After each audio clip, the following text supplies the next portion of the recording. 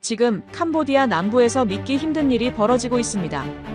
대한민국 외교부 관제센터에 단 한 줄의 암호가 도착했습니다. 블루코드 17 살아있습니다.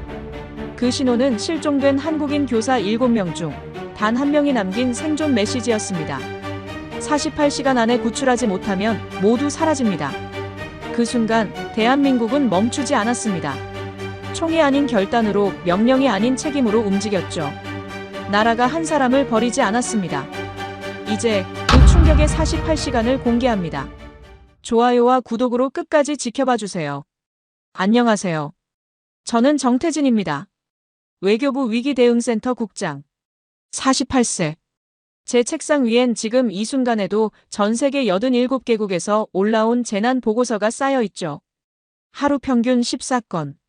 형광등 불빛 아래 펼쳐진 A4 용지들이 바스락거리는 소리. 그 숫자들을 처리하는 게 제 일이었어요. 2025년 3월 12일 오전 9시 42분 전까지는요. 그날 아침 사무실 문이 열렸습니다. 김 과장이 들고 온 건 프놈펜 대사관 긴급 전문이었어요. 제목은 간결했죠. 한국인 교사 7명 집단 실종. 저는 커피를 내려놓았습니다. 컵이 책상에 부딪히는 둔탁한 소리가 들렸어요. 언제부터입니까? 72시간 전입니다. 현지 NGO 교육봉사 중이었고 숙소에서 함께 사라졌습니다. 휴대폰 전부 꺼졌고요. 여권은 숙소에 그대로 남아 있었습니다. 여권이 남아있다는 건 자발적 이탈이 아니라는 뜻이죠.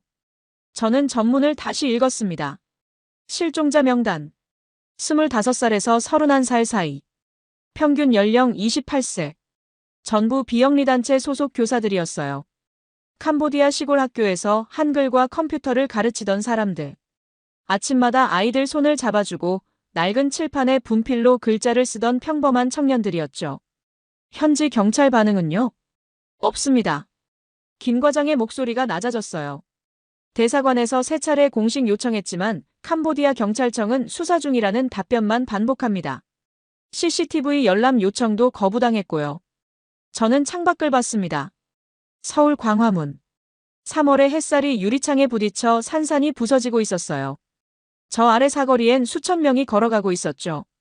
그들은 모르고 있었습니다. 지금 이 순간 저 멀리 캄보디아 어딘가에서 7명의 한국인이 쇠사슬에 묶여 있을지도 모른다는 걸요. 72시간. 인신매매 사건에서 그 시간은 골든타임의 끝을 의미합니다. 피해자는 국경을 넘고 흔적은 지워지죠. 그리고 우리는 유감이라는 단어만 남기게 돼요. 저는 20년 넘게 외교관으로 살았습니다. 문서로 일하고 절차로 답하고 보고서로 책임을 나누는 삶이었죠. 그게 안전한 방법이었어요. 하지만 지금 제 머릿속엔 다른 질문이 떠올랐습니다. 만약 저 7명 중 1명이 내 자식이라면? 저는 전화기를 들었어요. 차관님, 정태진입니다. 지금 비공식 대응팀 구성 승인을 요청드립니다. 수화기 너머로 잠시 침묵이 흘렀습니다. 차관은 신중한 사람이었죠. 비공식이라는 건 정부가 공식적으로 개입하지 않는다는 뜻이기도 하니까요. 실패하면 모든 책임은 현장 책임자인 저에게 돌아옵니다. 48시간. 그 안에 뭔가 나오지 않으면 당신이 책임지는 겁니다. 알겠습니다. 저는 전화를 끊고 김 과장에게 지시했어요. 경찰청 국제범죄수사대 최민우 팀장, 항공우주정보원 한유라 분석관, 그리고 캄보디아 현지 NGO 네트워크 접촉 가능한 사람 전부 소집하세요. 지금 당장이요. 김 과장이 나간 뒤 저는 다시 전문을 펼쳤습니다. 그 종이 위엔 7개의 이름이 적혀 있었죠. 저는 그 이름들을 하나씩 손가락으로 짚었어요. 김현수, 박지영, 이태호, 최수진, 오민재, 서아린, 윤성호. 이건 숫자가 아니었습니다. 보고서 속통계도 아니었죠. 7명의 사람. 누군가의 자식이고 누군가의 친구였어요. 저는 컴퓨터를 켰습니다. 캄보디아 지도가 화면에 떴죠. 수도 프놈펜에서 남서쪽으로 240km. 코콩주. 해안가였어요. 그곳엔 수백 개의 창고와 공장이 밀집해 있었습니다. 외국인 노동자를 싼 값에 고용한다는 명목으로 지어진 곳들이었죠. 하지만 실제론 다른 용도로 쓰이는 곳도 많았어요. 인신매매, 강제노역, 보이스피싱 콜센터. 화면 속 지도 위에 빨간 점 하나가 깜빡이고 있었습니다. 루미나 그룹. 해운과 부동산을 다룬다는 회사였지만 인터폴 비공개 감시 대상 목록에도 올라있는 곳이었죠. 여기일까? 확신은 없었습니다. 하지만 20년간 쌓아온 직감이 말하고 있었어요. 오후 2시. 회의실 문이 열렸습니다. 최민우 팀장이 들어왔어요. 46세. 경찰청 국제범죄수사대. 수사 경력 20년. 그의 얼굴엔 피로와 냉소가 섞여 있었죠. 그는 앉자마자 서류를 내려놓으며 한숨을 쉬었습니다. 저는 그의 표정을 읽었어요. 또 외교 절차냐? 또 시간 끌기냐? 민우 팀장은 현장 수사관이었습니다. 범죄자를 직접 체포하고 증거를 직접 수집하는 사람이었죠. 외교 채널이라는 보이지 않는 벽 앞에서 번번이 좌절했던 경험이 그의 눈빛에 쌓여 있었어요. 그때 회의실 문이 다시 열렸습니다. 한유라 분석관이었어요. 42세. 한국항공우주정보원 출신.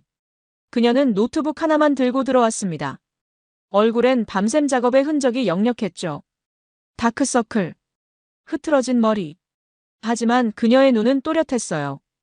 유라는 노트북을 열었습니다. 화면엔 인스타그램 게시물 하나가 떠 있었어요. 실종자 중 한 명인 박지영 씨가 72시간 전에 올린 사진이었죠. 캄보디아 학교 앞에서 찍은 단체 사진. 7명이 웃고 있었습니다. 유라가 화면을 확대했어요. 사진 뒤편으로 푸른색 컨테이너 4개가 보였습니다. 저 컨테이너 루미나 그룹 소유입니다. 위성 데이터랑 대조했더니 코콩주 해안가 창고 단지와 일치해요. 저는 숨을 참았습니다. 민우 팀장이 몸을 앞으로 기울였죠. 좌표 특정 가능합니까? 48시간 안에 가능합니다. 저는 테이블을 손바닥으로 짚었어요. 차갑고 단단한 감촉이 손에 전해졌습니다. 블루코드 가동합니다. 회의실이 조용해졌어요. 블루코드. 그건 비공식 긴급구조작전의 암호명이었습니다. 외교 채널이 막혔을 때, 법적 절차가 생명을 구하기엔 너무 느릴 때, 국가가 직접 움직이는 마지막 수단이었죠. 민우 팀장이 저를 봤습니다. 유라도 저를 봤어요. 그들의 눈빛 속엔 질문이 담겨 있었죠. 정말 하는 겁니까? 책임질 수 있습니까? 저는 고개를 끄덕였습니다. 목표는 48시간 이내 생존자 전원 구출. 실패는 없습니다. 그 순간 저는 깨달았어요. 지금부터 우리가 하는 일은 보고서가 아니라 생명을 쓰는 일이라는 걸요. 블루코드 가동 선언 후 3시간이 흘렀습니다. 오후 5시. 외교부 지하 2층 위기 상황실. 천장에 냉방기가 낮게 윙윙거리는 소리. 벽면을 가득 채운 6개의 모니터엔 캄보디아 지도와 위성 영상이 떠 있었죠. 실시간으로 갱신되는 데이터. 48시간. 2880분. 17만 2800초. 그 시간 안에 7명을 찾아야 했어요. 저는 테이블 중앙에 섰습니다. 최민우 팀장과 한유라 분석관이 마주 앉아 있었죠. 민우 팀장은 두꺼운 서류 뭉치를 펼쳐놓고 있었어요. 루미나 그룹 관련 자료였습니다. 그는 페이지를 넘기다가 고개를 들었죠. 국장님, 솔직히 말씀드리겠습니다. 민우 팀장의 목소리엔 냉정함이 묻어 있었어요. 이건 외교 전쟁입니다. 저는 그의 눈을 봤습니다. 민우 팀장은 거짓말을 하는 게 아니었어요. 그는 20년간 국제범죄를 쫓아온 사람이었죠. 인신매매 조직과 싸워온 사람. 그가 본 현실은 냉혹했습니다. 민우 팀장이 서류를 손가락으로 두드렸어요. 캄보디아 정부는 루미나 그룹을 건드릴 생각이 없어요. 그 회장 천사이가 현지 권력층이랑 다 엮여 있거든요. 항만 사업권, 부동산 개발, 심지어 경찰서장 임명에까지 영향력을 행사하는 자예요. 우리가 아무리 증거를 들이밀어도 저쪽에선 모른다고 잡아뗄 겁니다. 회의실이 조용해졌어요. 모니터 화면만 깜빡이고 있었죠. 저는 민우 팀장의 말이 틀리지 않다는 걸 알았습니다. 루미나 그룹은 단순한 범죄 조직이 아니었어요. 합법적 사업을 가장한 거대한 네트워크였죠. 해운과 부동산으로 번 돈은 권력을 샀고 그 권력은 다시 범죄를 보호했습니다. 그래서요? 제가 물었어요. 민우 팀장이 눈을 가늘게 떴죠. 그래서 48시간은 불가능하다는 겁니다. 좌표 특정하고 현지 진입 루트 확보하고 구출 작전 짜는 데만 최소 72시간은 필요해요. 게다가 캄보디아 경찰이 비협조적이면 우린 혼자서 움직여야 합니다. 그건 불법 침입이에요. 국제 문제가 됩니다. 저는 천천히 고개를 끄덕였어요. 알고 있습니다. 그래서 블루코드를 가동한 겁니다. 국장님, 민우 팀장의 목소리가 낮아졌어요. 블루코드가 뭔지 아십니까? 이건 비공식 작전이에요. 외교 채널 우회하고 현지법 무시하고 우리가 직접 들어가서 사람 빼내오는 거예요. 만약 실패하면 정부는 우릴 부인할 겁니다. 우린 그냥 개인 자격으로 불법 침입한 범죄자가 되는 거예요. 저는 민우 팀장의 눈을 봤습니다. 그의 눈빛 속엔 분노가 아니라 걱정이 담겨 있었어요. 그는 저를 막으려는 게 아니었죠. 현실을 직시하라고 경고하는 거였습니다. 최 팀장. 저는 그의 이름을 불렀어요. 당신이 지난 20년간 범죄자를 잡으며 배운 게 뭡니까? 민우 팀장이 입을 다물었죠. 법을 지키는 겁니까? 아니면 사람을 지키는 겁니까? 둘 다입니다. 민우 팀장이 대답했어요. 하지만 지금은 둘 다 지킬 수 없는 상황 아닙니까? 그렇죠. 저는 인정했습니다. 법을 지키면 사람을 잃습니다. 사람을 지키려면 법을 넘어야 하죠. 그게 지금 우리 앞에 놓인 선택이에요. 민우 팀장은 한참 저를 보다가 한숨을 쉬었어요. 그리고 서류를 덮었습니다. 알겠습니다. 근데 정말로 48시간 안에 가능하다고 보십니까? 저는 한유라 분석관을 봤어요. 유라는 노트북 화면을 보며 키보드를 두드리고 있었죠. 그녀는 고개를 들지 않은 채 말했습니다. 가능합니다. 유라의 목소리는 차분했어요. 위성 데이터 분석은 24시간 안에 끝낼 수 있어요. SNS 메타데이터 추출하고 지형 대조하고 건물 구조 파악하면 좌표 나와요. 문제는 현지 진입 루트인데 그건 팀장님 영역 아닙니까? 민우 팀장이 팔짱을 풀었어요. 현지 진입은 제가 맡겠습니다. 근데 분석관님, 데이터는 데이터일 뿐이에요. 현장은 변수 천지입니다. 위성사진으로 본 건물이 실제론 비어있을 수도 있고 이미 피해자들이 다른 곳으로 이동했을 수도 있어요. 그래서 실시간 추적이 필요한 겁니다. 유라가 화면을 돌렸어요. 거기엔 복잡한 좌표와 숫자들이 나열돼 있었죠. 저는 지금 루미나 그룹의 모든 디지털 흔적을 추적하고 있어요. 위성통신, 무선신호, 심지어 전력 사용량까지. 그들이 창고에서 사람을 감금하고 있다면 반드시 흔적이 남아요. 물 사용량이 늘고 전기 소비가 증가하고 무선 신호가 차단되죠. 저는 그 패턴을 찾고 있습니다. 저는 유라의 설명을 들으며 감탄했어요. 그녀는 단순한 분석관이 아니었습니다. 데이터 속에서 생명의 신호를 읽어내는 사람이었죠. 얼마나 걸립니까? 24시간이면 충분합니다. 유라가 대답했어요. 저는 시계를 봤습니다. 오후 5시 52분. 블루코드 가동 후 3시간 52분 경과. 남은 시간 44시간 8분. 좋습니다. 저는 두 사람을 봤어요. 한 분석관은 24시간 동안 좌표 특정에 집중하세요. 최 팀장은 현지 진입 루트와 구출 시나리오를 준비하세요. 저는 비공식 채널을 통해 현지 협력자를 확보하겠습니다. 민우 팀장이 고개를 끄덕였어요. 유라도 다시 노트북에 집중했죠. 저는 그들의 뒷모습을 보며 생각했습니다. 우리는 지금 줄타기를 하고 있다. 법과 생명 사이, 원칙과 현실 사이, 성공과 파멸 사이. 그 줄 위에서 단 한 걸음만 잘못 뛰겨도 모든 게 무너집니다. 하지만 그 줄을 걷지 않으면 7명은 영원히 돌아오지 못해요. 저는 자리에서 일어났습니다.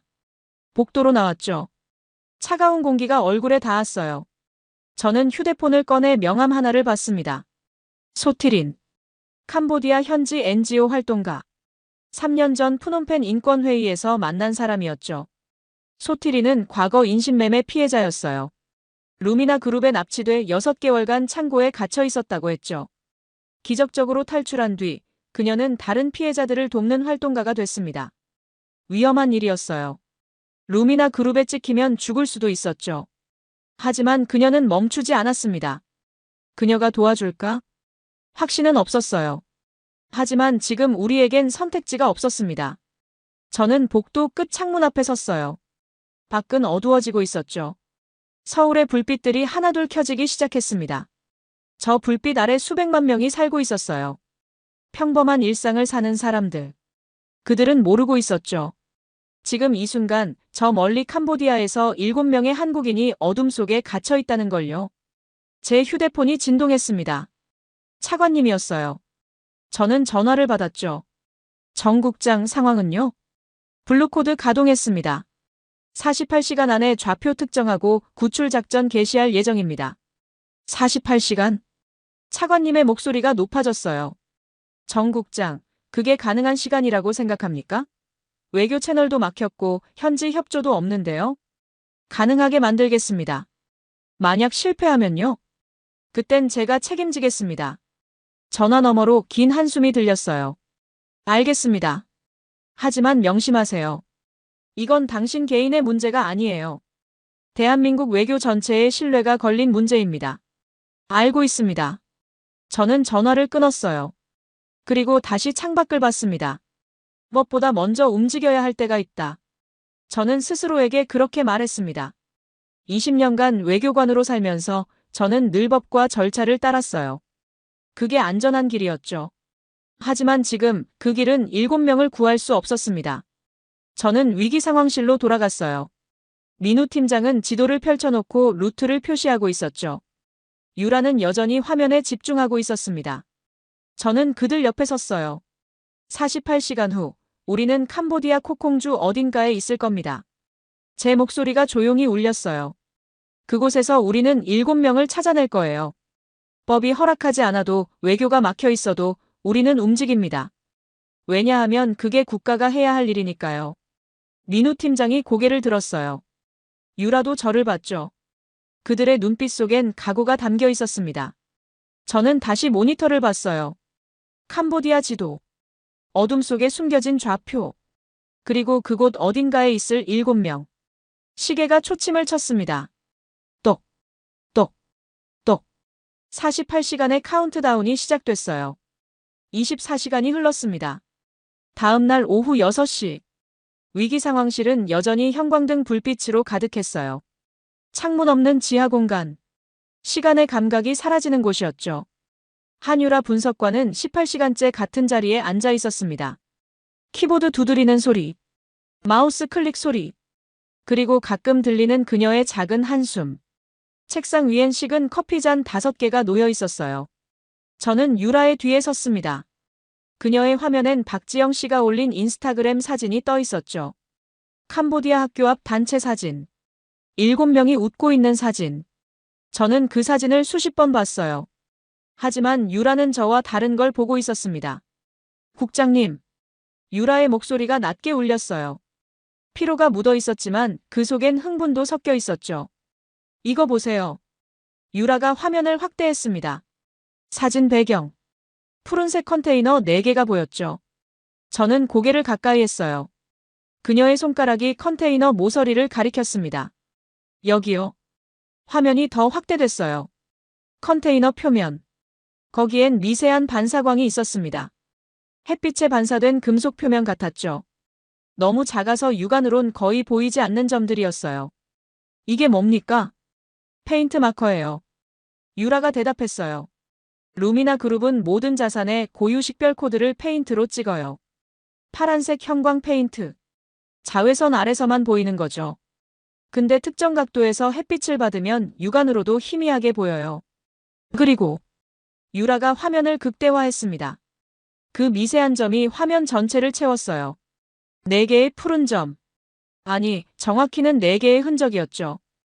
형광 페인트가 만든 미세한 빛의 잔상이었습니다. 이 4개 점이 패턴을 이뤄요. 루미나의 창고 식별 체계는 색상과 배치로 구분돼요. 파란색은 블루 로케이션, 그리고 점의 개수와 배치는 번호를 의미하죠. 최민우 팀장이 회의실로 들어왔어요. 그는 밤샘 작업의 흔적이 역력한 얼굴로 우리에게 다가왔죠. 눈 밑 다크서클. 구겨진 셔츠.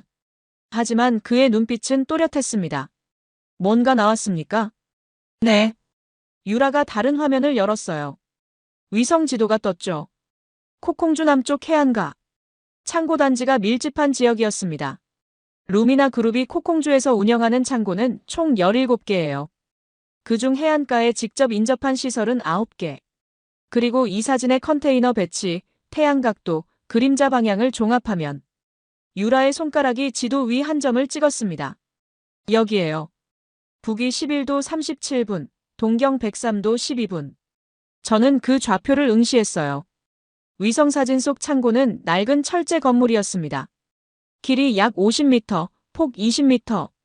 출입구는 정면에 하나. 창문은 없었죠. 주변엔 컨테이너들이 무질서하게 쌓여 있었어요.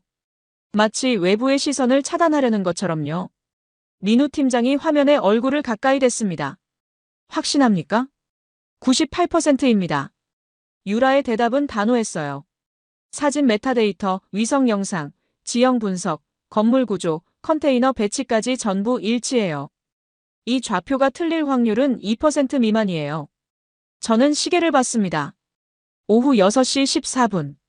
블루코드 가동 후 26시간 14분 경과. 남은 시간 21시간 46분. 절반이 지나갔어요. 하지만 이제 우린 좌표를 찾았습니다. 한 분석관. 저는 유라를 불렀어요. 이 4개의 파란 점. 정확히 뭘 의미합니까? 유라가 화면을 다시 사진으로 전환했습니다. 그 미세한 푸른 점들. 그녀는 하나씩 가리키며 설명했어요. 첫 번째 점은 왼쪽 상단. 두 번째는 오른쪽 상단. 세 번째는 왼쪽 하단. 네 번째는 중앙 하단. 이 배치는 루미나의 코드 체계에서 숫자 17을 의미해요. 블루 로케이션 17. 창고 17번입니다. 어떻게 그걸 압니까? 민우 팀장이 물었어요. 루미나 그룹 내부 문서를 해킹했어요. 유라가 담담하게 대답했죠. 합법은 아니에요. 하지만 필요했어요. 회의실이 잠시 조용해졌습니다. 저는 유라의 눈을 봤어요. 그녀는 법을 어겼습니다. 하지만 그 법 위반이 7명의 생명을 구할 실마리를 찾았죠. 저는 고개를 끄덕였어요. 잘했습니다. 민우 팀장이 지도를 손가락으로 두드렸습니다. 창고 17번. 해안가에서 200m. 주변에 다른 건물 없음. 고립된 위치예요. 딱 사람 감금하기 좋은 곳이네요. 저는 위성사진을 자세히 봤습니다. 창고 주변. 컨테이너 더미. 비포장 도로. 그리고 그 너머로 보이는 바다. 잔잔한 수면이 햇빛에 반짝이고 있었어요. 평화로운 풍경이었죠. 하지만 그 평화 뒤엔 어둠이 숨어 있었습니다. 이 사진이 찍힌 게 72시간 전입니다. 제가 말했어요. 그 뒤로 상황이 바뀌었을 수 있어요. 피해자들이 다른 곳으로 이동했을 수도 있죠. 그래서 실시간 감시가 필요해요. 유라가 또 다른 화면을 열었습니다. 거기엔 열화상 이미지가 떠 있었어요. 붉은색과 노란색으로 표시된 온도 분포도였죠. 이건 어젯밤 11시 위성 열화상 데이터예요. 창고 17번 내부 온도가 주변보다 3도 높아요. 사람이 있다는 뜻이죠. 그리고 전력 사용량도 평소보다 40% 증가했어요. 민우 팀장이 몸을 앞으로 기울였어요. 몇 명 정도로 추정됩니까? 최소 5명에서 최대 10명 사이예요. 정확한 인원은 현장 가봐야 알 수 있어요. 저는 숨을 깊이 들이마셨습니다. 그들은 아직 그곳에 있었어요. 창고 17번. 그 철제 벽 안에 갇혀 있었죠. 최 팀장. 저는 민우 팀장을 봤어요. 진입계획 세울 수 있습니까? 시간 주세요. 6시간이면 됩니다. 민우 팀장이 노트북을 펼쳤어요. 그는 위성사진을 내려받으며 말했죠. 지형, 진입로, 경비 배치, 탈출 루트. 전부 분석해서 작전 계획 만들겠습니다. 저는 고개를 끄덕였습니다. 그리고 유라를 봤어요. 한 분석관, 당신이 찾아낸 겁니다. 그 파란 점이 우리가 가야 할 곳이에요. 유라는 화면을 보며 조용히 말했어요. 저도 처음엔 안 보였어요. 사진을 200번 넘게 확대하고 픽셀 하나하나 분석했죠. 그러다가 발견한 거예요. 그 4개의 점. 너무 작아서 거의 안 보이는 빛. 하지만 그게 전부였어요. 그 점들이 7명이 있는 곳을 가리키고 있었어요. 저는 유라의 어깨에 손을 얹었습니다. 당신이 7명을 살렸어요. 유라는 고개를 숙였어요. 그녀의 눈가가 붉어졌죠. 18시간 동안 화면만 들여다보며 손가락이 부르트도록 키보드를 두드렸던 시간. 그 시간이 이제 좌표 하나로 결실을 맺었습니다. 저는 화면 속 좌표를 다시 봤어요. 북위 11도 37분, 동경 103도 12분. 그 숫자들은 이제 단순한 위치가 아니었습니다. 희망이었어요. 7명의 생명이 기다리는 곳이었죠. 우리가 갑니다. 제 목소리가 회의실에 울렸어요. 그 파란 점이 가리키는 곳으로. 창고 17번으로. 이제 좌표는 있습니다. 남은 건 움직이는 것뿐이에요. 민우 팀장이 일어섰습니다. 유라도 고개를 들었죠. 저는 그들의 눈을 봤어요. 피로, 긴장, 그리고 결의. 우리는 더 이상 좌표 없는 지도를 들고 헤매지 않았습니다. 이제 우린 목적지를 알았어요. 그 4개의 푸른 점이 길을 열어줬죠. 푸놈펜 공항에 도착한 건 다음 날 새벽 5시였습니다. 후덥지근한 공기가 얼굴을 감쌌어요. 습도 82%, 기온 28도. 아직 해가 뜨기 전인데도 땀이 등을 타고 흘렀죠. 공항 밖엔 낡은 택시들과 오토바이들이 줄지어 서 있었습니다. 배기가스 냄새, 노점상의 향신료 냄새, 그리고 멀리서 들리는 경적 소리. 캄보디아의 아침이었어요. 저는 최민우 팀장, 한유라 분석관과 함께 공항을 빠져나왔습니다. 우리는 관광객처럼 보이려 애썼어요. 평범한 복장, 작은 배낭. 하지만 제 가슴은 빠르게 뛰고 있었죠. 이제 우리는 대한민국 영토가 아닌 곳에 있었습니다. 외교 면책도 정부 보호도 없는 곳이었어요. 공항 주차장 구석에 낡은 밴 한 대가 서 있었습니다. 차체는 녹슬어 있었고 유리창엔 금이가 있었죠. 운전석에서 여성 한 명이 내렸어요. 30대 중반으로 보이는 검게 그을린 피부, 짧게 자른 머리, 그리고 조심스러운 눈빛. 소티린이었습니다. 우리는 말없이 차에 올랐어요. 소티린이 엔진을 켰습니다. 차는 덜컹거리며 푸놈펜 시내를 벗어나 남쪽으로 향했죠. 코콩주로 가는 길이었어요. 3시간을 달렸습니다. 포장도로가 끝나고 비포장길이 시작됐어요. 차체가 심하게 흔들렸죠. 창밖으론 야자수와 늪지대가 펼쳐져 있었습니다. 문명에서 점점 멀어지고 있었어요. 오전 8시. 우리는 코콩주 남쪽 작은 어촌 마을에 도착했습니다. 소티린이 차를 세웠어요. 낡은 목조 건물 앞이었죠. 어부들이 사용하는 창고 같았습니다. 비린내가 코를 찔렀어요. 여기서 감시합니다. 소티린이 건물 안으로 우리를 안내했어요. 내부는 텅 비어 있었죠. 먼지가 쌓인 바닥, 금간 창문. 하지만 이곳에서 창고 17번까지는 직선거리로 3km였습니다. 위성 추적과 무선 감청을 하기엔 적당한 거리였어요. 유라가 노트북과 장비들을 꺼냈습니다. 소형 위성 안테나, 무선 신호 수신기, 그리고 열화상 모니터.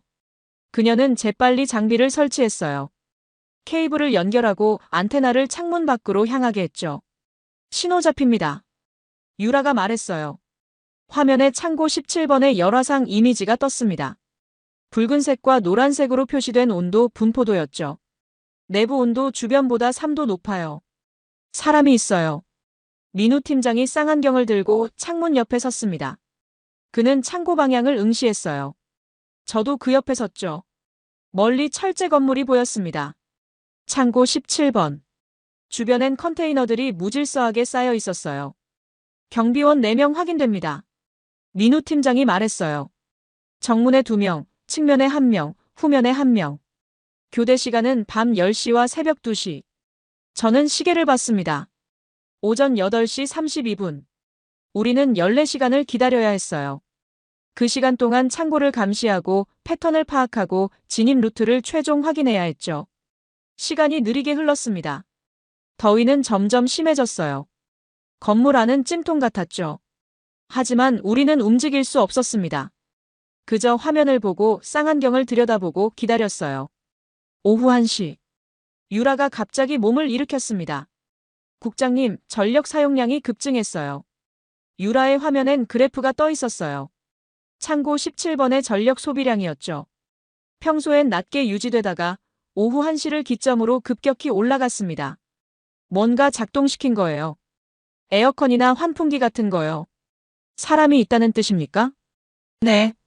그리고 많아요. 이 정도 전력 소비면 최소 7명에서 10명 사이예요. 제 손이 떨렸습니다. 7명. 그 숫자가 우리가 찾는 사람들일 수도 있었어요. 오후 5시. 해가 서쪽으로 기울었습니다. 창고 주변이 그림자에 잠기기 시작했어요. 민우 팀장은 여전히 쌍안경을 들고 있었죠. 그는 경비원들의 움직임을 하나하나 기록했습니다. 교대 시간, 순찰 루트, 휴식 패턴 파악했습니다. 민우 팀장이 말했어요. 밤 10시 정각, 4명 전원 교대해요. 새 경비원들이 오기 전까지 약 12분에서 15분 공백이 생겨요. 그 시간이 우리 기회예요. 저는 고개를 끄덕였습니다. 15분. 그 짧은 시간 안에 우리는 창고에 접근하고 내부를 확인하고 빠져나와야 했어요. 오후 11시 18분. 유라가 갑자기 손을 들었습니다. 신호 잡혔어요. 우리 모두 그녀의 화면으로 모였어요. 거기엔 파형 그래프가 떠 있었죠. 불규칙하게 출렁이는 선들이었습니다. 무선 신호예요. 창고 17번 방향에서 왔어요. 0.3초. 아주 짧았어요. 유라의 손가락이 키보드를 두드렸습니다. 화면이 바뀌었어요. 점과 선으로 이뤄진 패턴이 나타났죠. 이건 유라의 목소리가 떨렸어요. 모르스 부호예요. 저는 숨을 멈췄습니다. 민우 팀장이 화면에 얼굴을 가까이 댔어요. 소티린도 우리 뒤로 다가왔죠. 점 3개, 선 3개, 점 3개. 그리고 그 뒤로 이어지는 짧은 신호들. SOS. 유라가 읽었어요. 그리고 BL17. 블루 로케이션 17. 창고 17번이에요. 건물 안이 조용해졌습니다. 밖에선 파도 소리만 들렸어요. 하지만 우리 가슴 속에선 심장이 쿵쿵거리고 있었죠. 그들이 보낸 겁니다. 제 목소리가 울렸어요. 그들은 절망 속에서도 신호를 보냈어요. 민우 팀장이 주먹을 쥐었습니다. 그의 눈가가 붉어졌어요. 20년간 수사관으로 살면서 그는 수많은 범죄 현장을 봤죠. 하지만 지금 그 차갑던 수사관의 눈에 눈물이 맺혔습니다. 어떻게 보냈을까요? 유라가 중얼거렸어요. 창고 안은 전파 차단돼 있을 텐데요. 휴대폰을 숨겼거나 아니면 어떤 장비를 이용했을 거예요. 민우 팀장이 말했어요. 배수로나 환풍구로 약한 신호가 새어나왔을 거예요. 0.3초. 그들이 보낼 수 있는 최대 시간이었겠죠. 더 길게 보내면 감시자가 알아챌 테니까요. 저는 화면 속 신호를 봤습니다. SOS. BL17. 그 짧은 암호 속에 담긴 의미. 살려달라는 외침. 여기 있다는 신호. 그리고 포기하지 않겠다는 의지. 누군가 그곳에서 경비원의 눈을 피해 신호를 보냈어요. 어둠 속에서. 공포 속에서. 하지만 희망을 버리지 않고요. 그들은 믿었습니다. 누군가 이 신호를 받을 거라고. 누군가 올 거라고. 응답해야 합니다. 제가 말했어요. 그들은 우릴 부르고 있어요. 우린 응답해야 해요. 소티린이 창밖을 봤습니다. 밤바다가 어둠에 잠겨 있었어요. 파도가 부서지는 소리만 들렸죠. 위험해요. 소티린이 조용히 말했어요. 루미나는 가차 없어요. 들키면 우리도 저 안에 갇혀요. 알고 있습니다. 저는 소티린을 봤어요. 하지만 저 신호를 보낸 사람은 지금도 기다리고 있어요. 우리가 오길. 우리가 응답하길. 우린 외면할 수 없어요. 소티린은 한참 저를 보다가 천천히 고개를 끄덕였습니다. 알겠어요. 저는 다시 화면을 봤어요. SOS. BL17. 그 암호는 이제 단순한 데이터가 아니었습니다. 살아있는 목소리였어요. 쇠사슬에 묶인 손이 보낸 절규였죠. 밤이 깊어갔습니다. 창고 17번엔 여전히 불빛이 희미하게 새어나오고 있었어요. 경비원들이 교대 준비를 하고 있었죠. 저는 쌍안경을 들어 창고를 봤습니다. 저 철제 벽 안에 7명이 있었어요. 어쩌면 지금도 다음 신호를 보낼 기회를 기다리고 있을지도 몰라요. 0.3초. 그 짧은 시간을 노리며 들었어요. 저는 마음속으로 말했습니다. 당신들의 신호. 우리가 받았어요. 조금만 더 버텨요. 우린 응답할 겁니다. 파도 소리가 어둠을 채웠습니다. 암호의 바다. 그 바다 위로 0.3초의 신호가 날아왔고 우리는 그 신호를 놓치지 않았어요. 그들은 절망 속에서도 신호를 보냈습니다. 그리고 우리는 그 암호를 풀었어요. 다음 날 새벽 2시 15분. 어둠이 가장 짙은 시간이었습니다. 구름이 달을 완전히 가렸고 바람은 잦아들었어요. 고요한 밤. 하지만 제 심장은 격렬하게 뛰고 있었죠. 15분 전 경비원 교대가 시작됐습니다. 우리에게 주어진 시간은 단 18분이었어요. 저는 최민우 팀장 소티린과 함께 창고 17번 후면 50m 지점에 숨어 있었습니다. 한유라 분석관은 감시 거점에 남아 무선으로 상황을 전달하고 있었어요. 우리는 검은색 옷을 입고 있었죠. 배낭엔 볼트 커터, 응급 의료 키트, 그리고 비상현금이 들어있었습니다. 경비원 전원 정문 쪽입니다. 민우 팀장이 속삭였어요. 그는 야간 투시경으로 주변을 확인하고 있었죠. 지금입니다.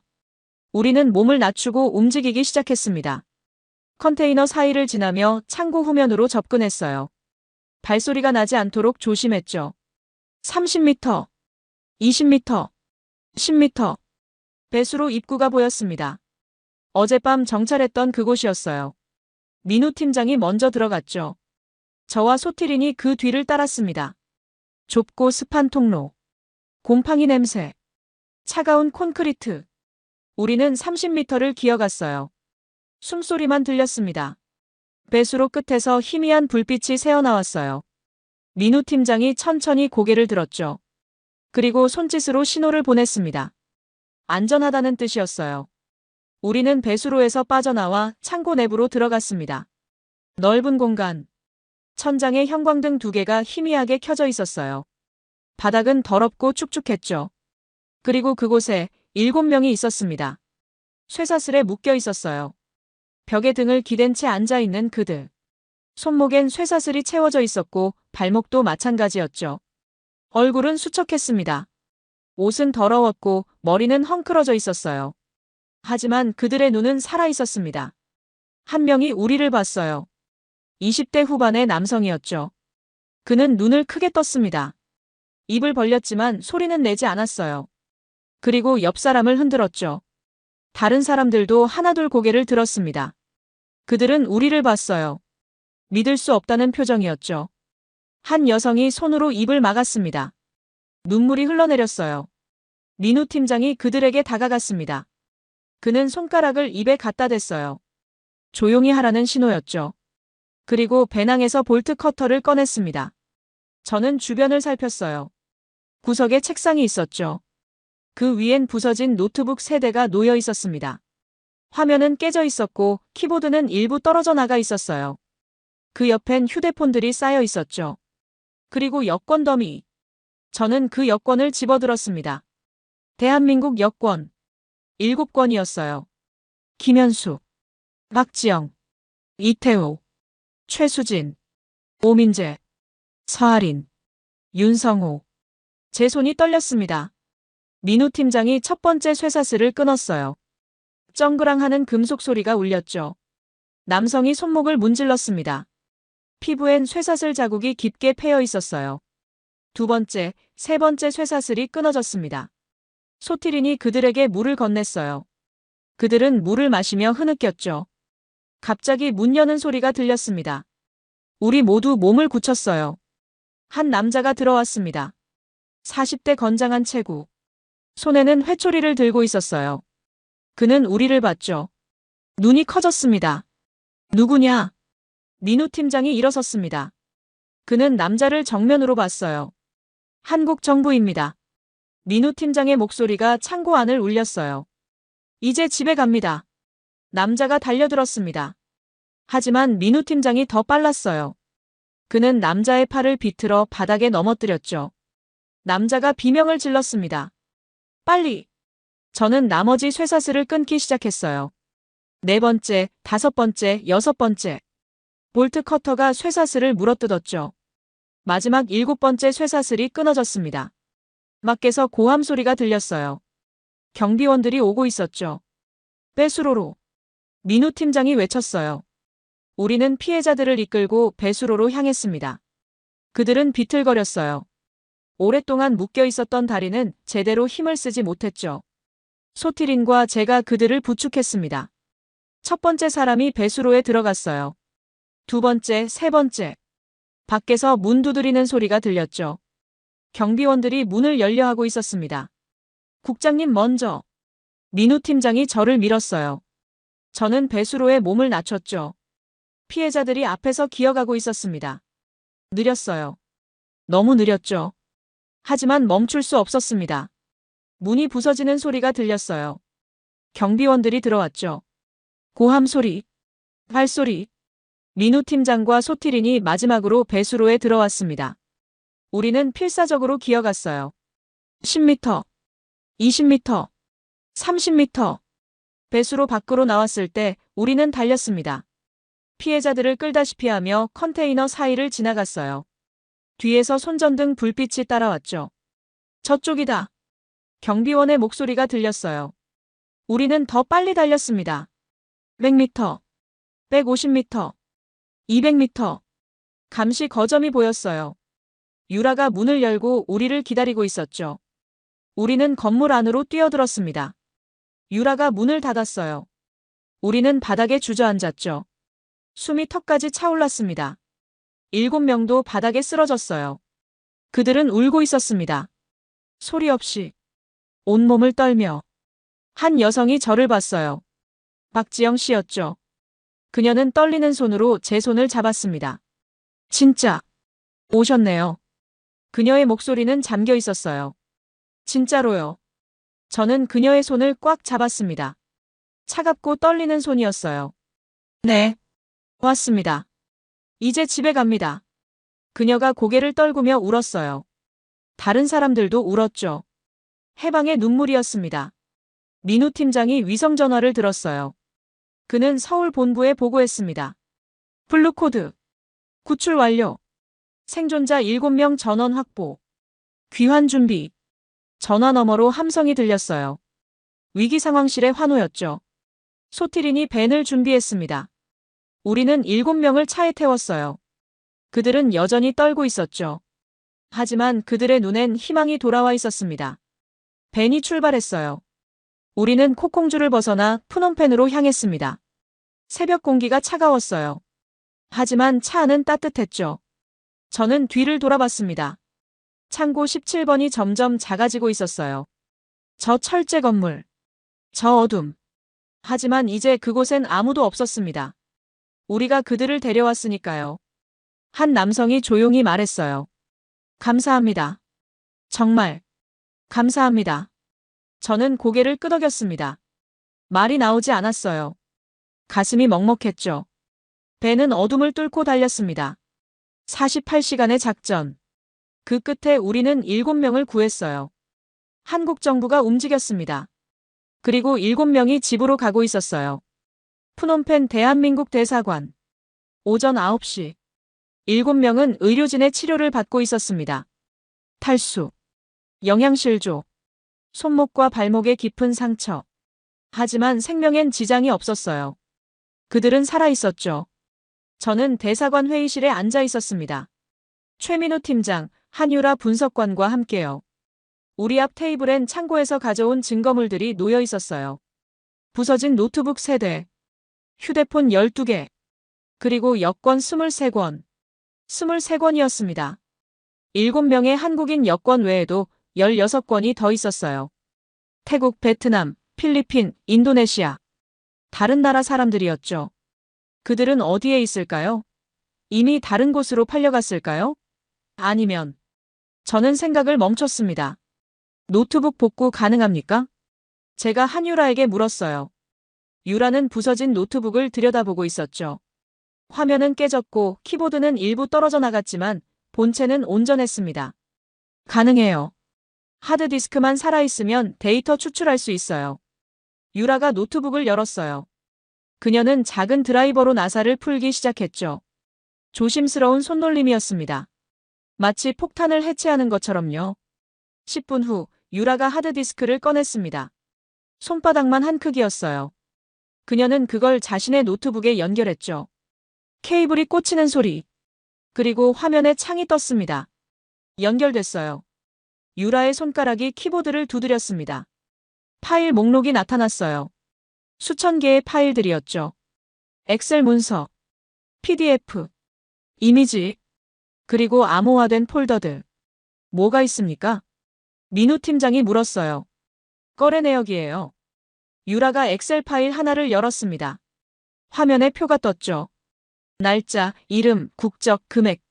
끝없이 이어지는 목록이었어요. 저는 그 숫자들을 봤습니다. 한 줄에 2만 달러. 다른 줄엔 5만 달러. 어떤 줄엔 10만 달러. 사람을 파는 가격이었어요. 나이, 학력, 언어 능력에 따라 가격이 달랐죠. 전부 몇 명입니까? 제 목소리가 떨렸어요. 2847명입니다. 유라의 대답이 조용히 울렸어요. 회의실이 조용해졌습니다. 2847명. 그 숫자가 머릿속에서 울렸죠. 7명을 구하는데 우리는 48시간을 썼습니다. 그렇다면 2847명을 구하려면 얼마나 걸릴까요? 민우 팀장이 주먹을 쥐었어요. 이 자식들. 더 있어요. 유라가 다른 파일을 열었습니다. PDF 문서였어요. 은행 송금 내역이었죠. 날짜, 계좌번호, 금액, 그리고 받는 사람 이름. 천사이. 루미나 그룹 회장. 58세. 그의 이름이 수백 번 반복되고 있었어요. 매달 수백만 달러가 그의 계좌로 입금되고 있었죠. 총액 계산해보세요. 제가 말했어요. 유라의 손가락이 키보드를 두드렸습니다. 계산기 창이 떴어요. 숫자들이 더해졌죠. 그리고 결과가 나왔습니다. 3조 8천억 원입니다. 유라의 목소리가 떨렸어요. 지난 5년간 루미나 그룹이 인신매매와 보이스피싱으로 번 돈이에요. 3조 8천억. 저는 숨을 들이마셨습니다. 그 돈. 그 엄청난 돈 뒤엔 수천 명의 고통이 있었어요. 쇠사슬에 묶인 사람들. 가족을 잃은 사람들. 인생이 망가진 사람들. 이 돈, 어디로 갔습니까? 민우 팀장이 물었어요. 여러 곳이에요. 유라가 화면을 스크롤했습니다. 캄보디아 은행, 싱가포르 은행, 케이맨 제도, 스위스. 전 세계에 분산돼 있어요. 추적하기 어렵게 만들어놨죠. 저는 화면을 봤습니다. 계좌번호들, 은행 이름들, 복잡하게 얽힌 돈의 흐름이었어요. 하지만 그 복잡함 속에도 패턴은 있었죠. 추적 가능합니까? 시간 걸리지만 가능해요. 이 데이터면 충분해요. 유라가 고개를 끄덕였어요. 저는 자리에서 일어났습니다. 창밖을 봤어요. 푸놈펜 거리. 오토바이들이 지나가고 사람들이 걸어가고 있었죠. 평범한 아침이었습니다. 하지만 저 평범함 뒤엔 어둠이 숨어 있었어요. 돈줄을 끊어야 합니다. 제가 말했어요. 루미나 그룹은 돈으로 권력을 샀어요. 경찰을, 정치인을, 심지어 법까지 샀죠. 그 돈줄이 끊기면 사람은 풀립니다. 민우 팀장이 일어섰어요. 국제공조 요청하시겠습니까? 네. 저는 고개를 끄덕였어요. 미국, 영국, 일본, 싱가포르. 루미나의 계좌가 있는 모든 나라에 자산 동결을 요청합니다. 동시에요. 그들이 돈을 빼돌릴 시간을 주지 않을 겁니다. 저는 위성전화를 들었습니다. 서울 본부에 연결했어요. 차관님이 전화를 받았죠. 정 국장 상황은요? 7명 전원 구출했습니다. 그리고 증거 확보했어요. 루미나 그룹의 거래 내역 전부요. 5년간 3조 8천억 원 규모입니다. 전화 너머로 숨 들이쉬는 소리가 들렸어요. 3조 8천억? 네. 인신매매와 보이스피싱으로 번 돈이에요. 지금 국제공조 요청합니다. 자산 동결, 계좌 추적, 그리고 루미나 그룹 관계자 전원 체포요. 알겠습니다. 외교부 총력 대응하겠습니다. 저는 전화를 끊었어요. 그리고 유라에게 말했습니다. 모든 데이터 복사하세요. 인터폴, FBI, 싱가포르 경찰, 일본 경찰. 관련 기관 전부에 보냅니다. 지금 당장요. 유라가 고개를 끄덕이며 작업을 시작했어요. 파일들이 복사되기 시작했죠. 진행바가 천천히 차올랐습니다. 민우 팀장이 제 옆에 섰어요. 국장님, 이거 큰일 됩니다. 캄보디아 정부 반발할 거예요. 루미나 그룹이 그들이랑 얼마나 깊이 엮여 있는지 아시잖아요. 알고 있습니다. 저는 민우 팀장을 봤어요. 하지만 우린 증거가 있어요. 2847명의 이름. 3조 8천억 원의 흐름. 이 앞에선 어떤 정부도 눈 감을 수 없습니다. 6시간 후. 유라의 이메일이 전 세계로 발송됐습니다. 인터폴 본부. FBI. 싱가포르 금융감독청, 일본 경찰청, 영국 국립범죄수사국, 그리고 UN 인권이사회. 12시간 후, 미국 재무부가 루미나 그룹 관련 계좌 17개를 동결했습니다. 싱가포르가 8개 계좌를 동결했어요. 스위스가 4개 계좌를 동결했죠. 동시에요. 3조 8천억 원의 흐름이 멈췄습니다. 18시간 후, 캄보디아 경찰이 움직였어요. 국제적 압력 앞에서 그들도 더 이상 눈 감을 수 없었죠. 코콩주 창고 17번이 포위됐습니다.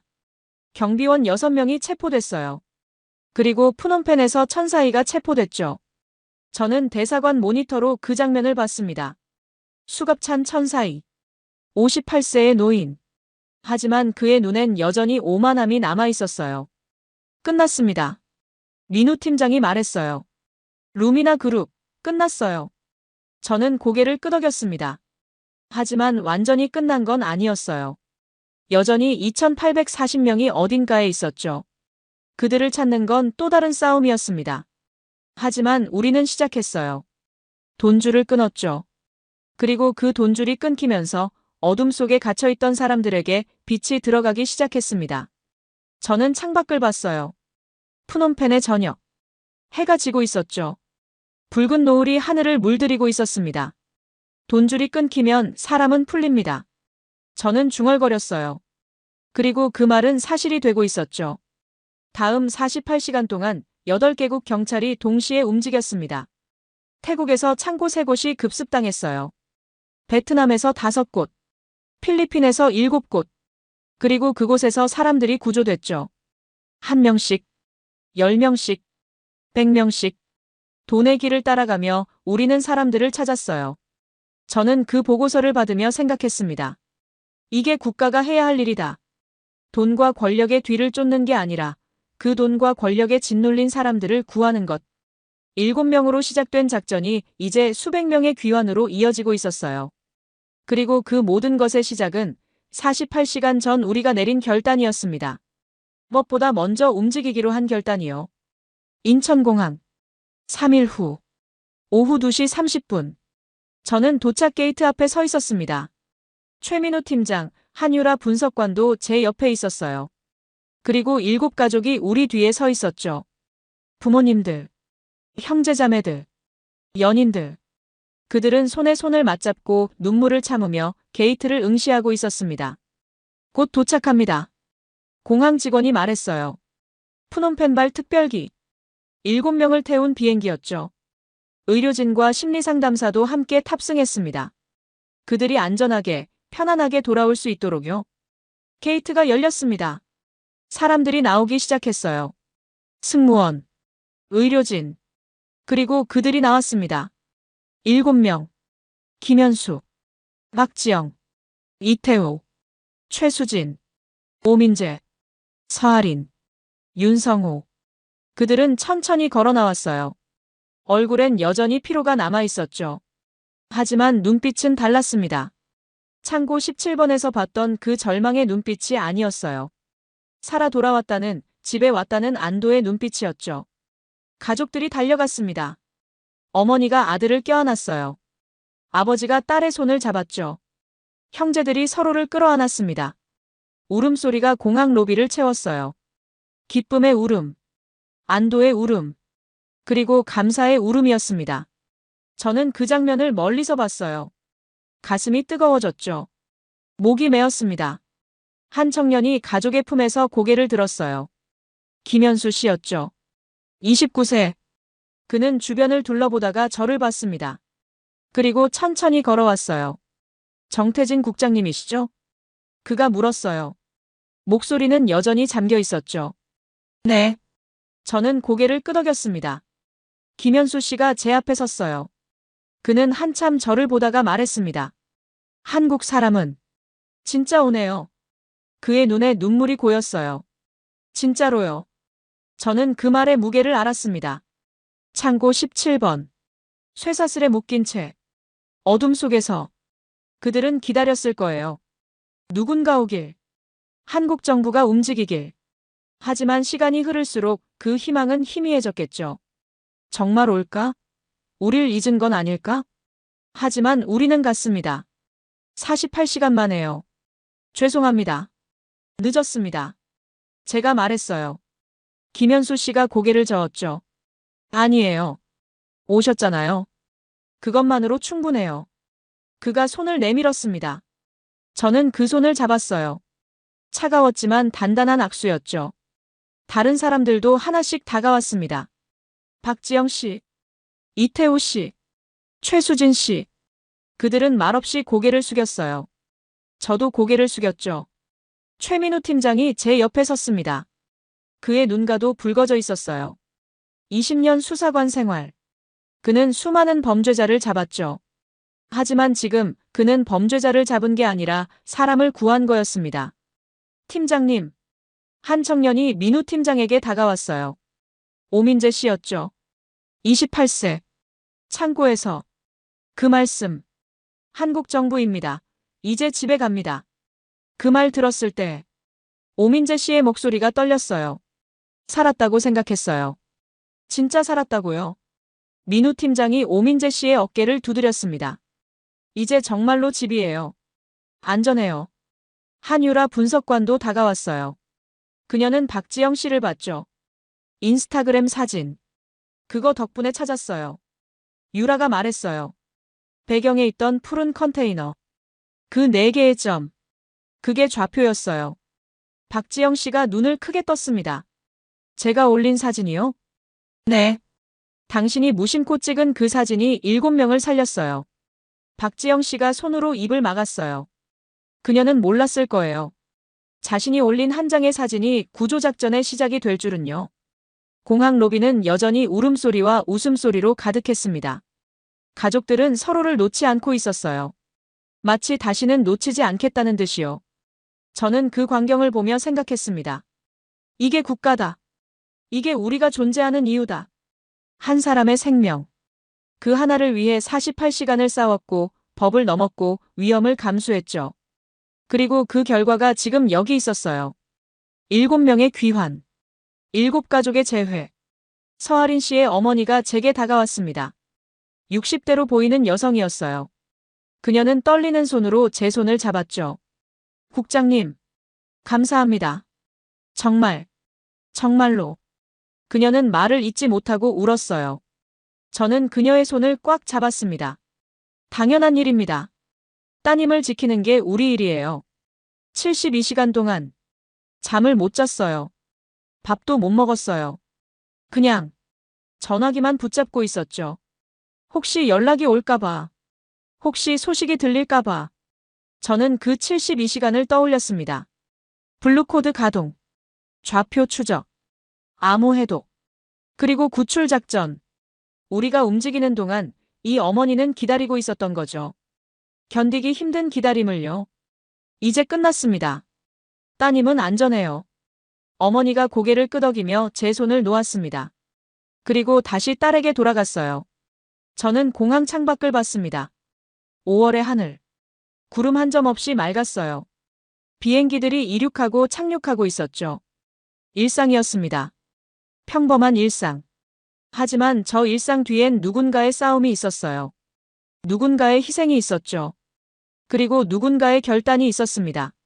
민우 팀장이 제 옆에 섰어요. 국장님, 처음엔 회의적이었어요. 솔직히요.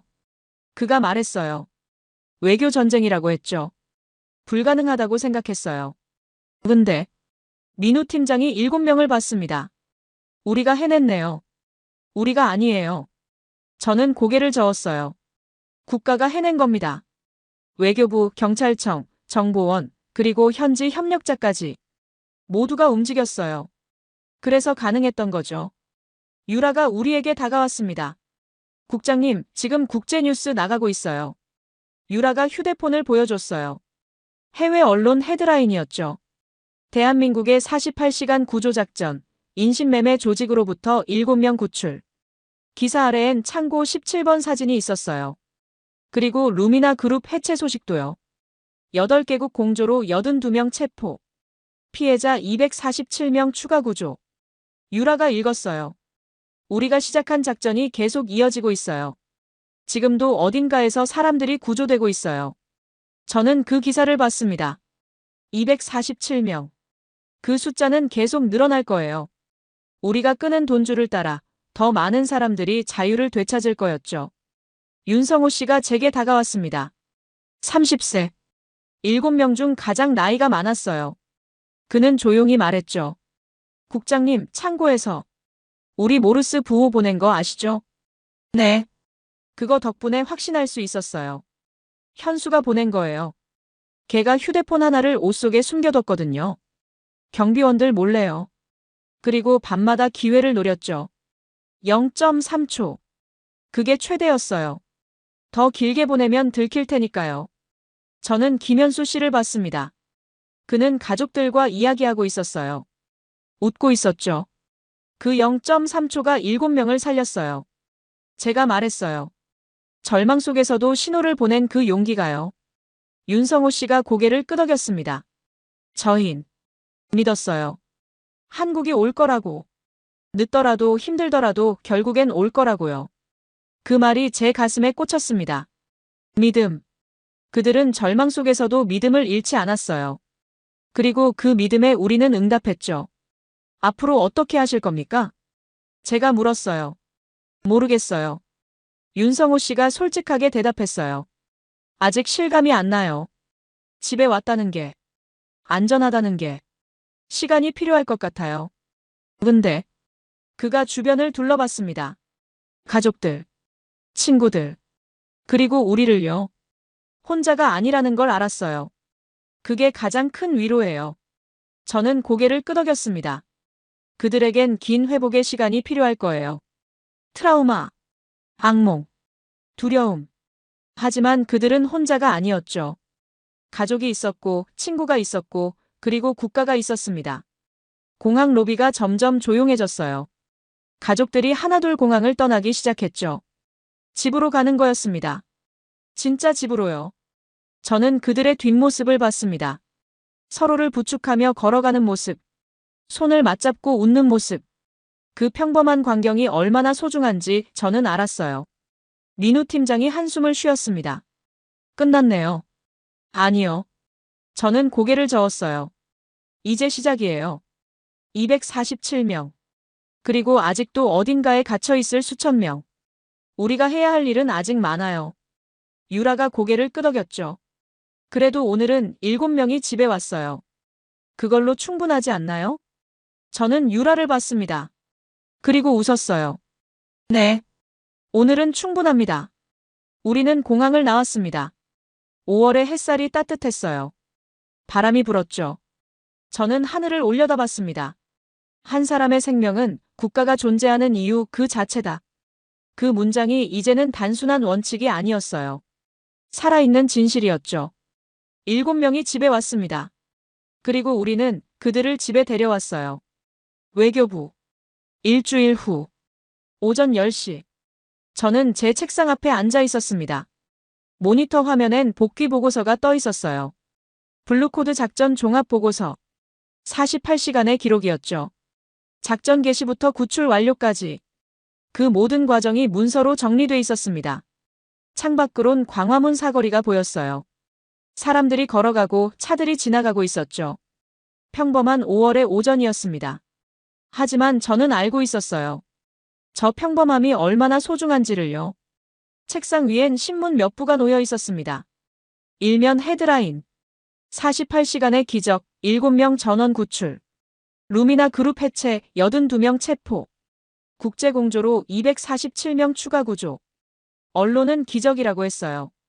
하지만 저는 알았습니다. 이건 기적이 아니었죠. 의무였어요. 국가의 의무. 노크 소리가 들렸습니다. 들어오세요. 문이 열리고 차관님이 들어오셨어요. 그는 제 앞 의자에 앉으며 말했습니다. 정 국장 수고했네. 감사합니다. 보고서 읽었어. 48시간. 참 아슬아슬했지.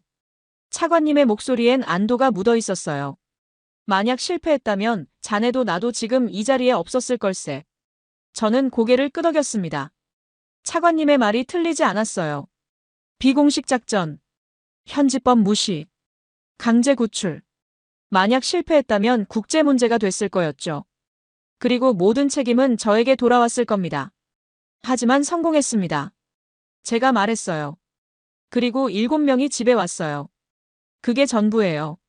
차관님이 잠시 저를 보다가 말했습니다. 청와대에서 표창 준비 중이야. 자네와 팀원들. 그리고 소티린에게도 감사패를 보낼 예정이네. 필요 없습니다. 저는 고개를 저었어요. 우린 당연한 일을 했을 뿐이에요. 표창 받을 일이 아닙니다. 정 국장. 차관님의 목소리가 진지해졌어요. 이번 작전은 대한민국 외교사에 기록될 거야. 48시간 만에 국민을 구출한 사례. 그것도 외교 채널이 막힌 상황에서 말이야. 이건 중요한 선례가 되네. 저는 창밖을 봤습니다. 선례. 그 말이 마음에 걸렸어요. 이번 작전이 선례가 된다면 앞으로도 같은 일이 반복될 수 있다는 뜻이었죠. 국민이 위험에 처했을 때 국가가 움직인다는 것. 그게 맞는 겁니다. 제가 말했어요. 선례가 돼야 해요. 국민이 어디서든 위험에 처하면 국가가 움직인다. 그게 당연한 거잖아요. 차관님이 미소 지었습니다. 자네 많이 변했네. 20년 전 외교관 시험 합격했을 때 자넨 원칙주의자였어. 법과 절차를 무엇보다 중요하게 여기던 사람이었지. 지금도 원칙주의자입니다. 저는 대답했어요. 다만 원칙이 바뀐 거죠. 법보다 생명이 먼저라는 것. 그게 진짜 원칙이에요. 차관님이 자리에서 일어났습니다. 기자회견 준비하게. 국민들이 알아야 해. 국가가 어떻게 움직였는지를요. 아니요. 저는 고개를 저었어요. 기자회견은 안 합니다. 왜? 이건 홍보할 일이 아니에요. 당연한 일을 했을 뿐인데 왜 카메라 앞에 서야 합니까? 그냥 보고서로 끝내겠습니다. 차관님이 한참 저를 보다가 고개를 끄덕였어요. 알았네. 자네 뜻대로 하게. 차관님이 나가고 저는 다시 보고서 앞에 앉았습니다. 마지막 페이지. 결론 부분이었어요. 저는 키보드에 손을 올렸죠. 한 사람의 생명은 국가가 존재하는 이유 그 자체였다. 문장을 쓰고 저는 잠시 멈췄습니다. 그 문장이 맞는지 생각했어요. 20년 외교관 생활. 저는 늘 법과 절차를 따랐습니다. 그게 안전하고 정확하고 책임을 나누는 방법이었죠. 하지만 창고 17번에서 7명을 봤을 때 저는 깨달았어요. 법은 도구일 뿐이라는 것. 진짜 목적은 사람을 지키는 거라는 것. 오후 3시. 최민우 팀장과 한유라 분석관이 제 사무실로 왔습니다. 국장님, 국제형사경찰기구에서 연락 왔어요. 민우 팀장이 서류를 내밀었어요. 루미나 그룹 관계자 82명 중 76명 기소 확정. 천사인은 종신형 구형됐고요. 그리고 피해자 추가 구조 현황입니다. 저는 서류를 봤습니다. 태국 87명, 베트남 64명, 필리핀 53명, 인도네시아 43명, 총 247명이 구조됐다고 적혀 있었어요. 아직도 더 있을 겁니다. 유라가 말했어요. 노트북 데이터에 2847명이 기록돼 있었어요. 247명은 시작일 뿐이에요. 저는 고개를 끄덕였습니다. 2847명. 그중 254명만 구조됐죠. 아직도 2593명이 어딘가에 있었습니다. 계속해야겠네요. 제가 말했어요. 우리가 시작한 일이에요. 끝까지 봐야죠. 민우 팀장이 의자에 앉았습니다. 국장님, 솔직히 물어봐도 됩니까? 그러세요. 처음 블루코드 가동할 때 확신 있었습니까? 정말로 구할 수 있다고 믿었어요? 저는 잠시 생각했습니다. 확신이 있었냐고요? 솔직히 말하면 없었어요. 72시간이 지난 시점. 외교 채널 막힌 상황. 좌표도 없고 협력자도 불확실했죠. 성공 확률은 30%도 안 됐을 겁니다.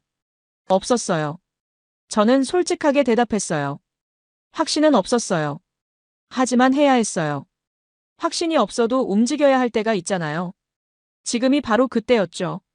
유라가 고개를 끄덕였습니다. 저도 처음엔 불가능하다고 생각했어요. SNS 사진 한 장으로 좌표 찾는 게 말이 됩니까?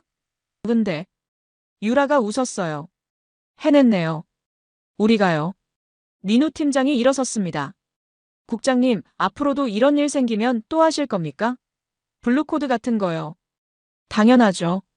저는 즉답했어요. 국민이 위험에 처하면 국가가 움직여야 해요. 그게 법이든 아니든요. 민우 팀장이 손을 내밀었습니다. 그럼 다음에도 함께하죠. 국장님. 저는 그의 손을 잡았어요. 유라도 손을 얹었죠. 우리는 잠시 말없이 서 있었습니다. 48시간을 함께 싸운 사람들이었어요. 고생했습니다. 두 분 다요. 제가 말했어요. 당신들이 없었으면 불가능했어요. 저희도요. 유라가 웃었어요. 국장님이 결단 안 내렸으면 시작도 못했어요. 그들이 나가고 저는 다시 혼자 남았습니다. 책상 위엔 보고서, 신문, 그리고 작은 사진 한 장이 놓여 있었어요. 공항에서 찍은 사진이었습니다. 7명이 가족들과 포옹하는 장면이었죠. 누군가 저에게 보내준 거였어요. 저는 그 사진을 봤습니다. 김현수 씨가 어머니를 안고 울고 있었어요. 박지영 씨가 아버지 손을 잡고 있었죠. 이태호 씨, 최수진 씨, 오민재 씨, 서아린 씨, 윤성호 씨. 7명 모두가 웃고 있었습니다. 저는 그 사진을 서랍에 넣었어요. 그리고 보고서를 저장했죠. 파일명은 간단했습니다. 블루코드 작전 마이너스 완료. 창밖을 봤습니다. 해가 지고 있었어요. 5월의 저녁. 사람들은 퇴근길에 올랐죠. 평범한 일상이었습니다. 하지만 저는 알았어요. 저 평범한 일상 뒤엔 누군가의 헌신이 있다는 것, 누군가의 결단이 있다는 것, 그리고 누군가의 희생이 있다는 것을요. 휴대폰이 울렸습니다. 문자였어요. 국장님, 김현수입니다. 오늘 첫 출근했어요. 회사 동료들이 반겨줬어요. 다시 일상으로 돌아가는 것 같아요. 감사합니다. 정말로요. 저는 그 문자를 읽고 미소 지었습니다. 일상으로 돌아간다. 그게 우리가 원했던 거였어요. 그들이 다시 평범하게 살 수 있도록. 저는 답장을 보냈습니다. 잘 됐네요. 앞으로도 건강하게 지내세요. 짧은 답장이었어요. 하지만 그 안에 제 마음이 다 담겨 있었죠. 저는 자리에서 일어났습니다. 가방을 챙겼어요. 퇴근 시간이었죠. 복도를 걸으며 저는 생각했습니다. 국가란 무엇인가? 20년 전 외교관 시험을 준비할 때 저는 그 질문에 대답할 수 있다고 생각했어요. 국가는 영토, 주권, 국민으로 이루어진다. 교과서적인 답이었죠. 하지만 지금 저는 알았습니다. 국가는 그게 아니었어요. 국가는 위기 속에서 움직이는 힘이었어요. 한 사람을 위해 48시간을 싸우는 의지였죠. 법이 막혀도 외교가 끊겨도 그 사람을 포기하지 않는 책임이었습니다. 엘리베이터를 타고 1층으로 내려갔어요. 로비엔 사람들이 분주히 움직이고 있었죠. 외교관들, 직원들. 그들은 각자의 일을 하고 있었어요. 저는 그들을 보며 생각했습니다. 이 사람들도 언젠가 블루코드 같은 순간을 맞을 거예요. 법과 생명 사이에서 선택해야 하는 순간을요. 그때 그들은 어떤 결정을 내릴까요? 저는 외교부 건물을 나왔습니다. 5월의 바람이 불었어요. 따뜻했죠. 저는 광화문 사거리를 걸었습니다. 수천 명이 지나가고 있었어요. 그들은 몰랐을 겁니다. 일주일 전 캄보디아 어딘가에서 7명이 구조됐다는 것. 48시간의 작전이 있었다는 것. 국가가 움직였다는 것을요. 하지만 괜찮았어요. 그들이 몰라도요. 중요한 건 7명이 지금 저 인파 속 어딘가에서 평범하게 걸어가고 있다는 거였죠. 김현수 씨는 회사에 출근했고 박지영 씨는 가족과 저녁을 먹고 있을 거예요. 이태호 씨는 친구들을 만났고 최수진 씨는 다시 공부를 시작했죠. 오민재 씨, 서아린 씨, 윤성호 씨. 그들 모두가 일상으로 돌아가고 있었습니다. 그게 전부였어요. 저는 지하철역으로 내려갔습니다. 퇴근 인파 속에 섞였죠. 평범한 회사원처럼. 평범한 사람처럼요. 계단을 내려가며 저는 다시 한번 생각했습니다. 한 사람의 생명은 국가가 존재하는 이유 그 자체다. 그 문장이 이제는 머릿속이 아니라 가슴속에 새겨져 있었어요. 그리고 저는 알았습니다. 언젠가 다시 블루코드를 가동하는 날이 올 거라는 것. 누군가 어딘가에서 쇠사슬에 묶일 때, 누군가 절망 속에서 신호를 보낼 때, 우리는 다시 움직일 거예요.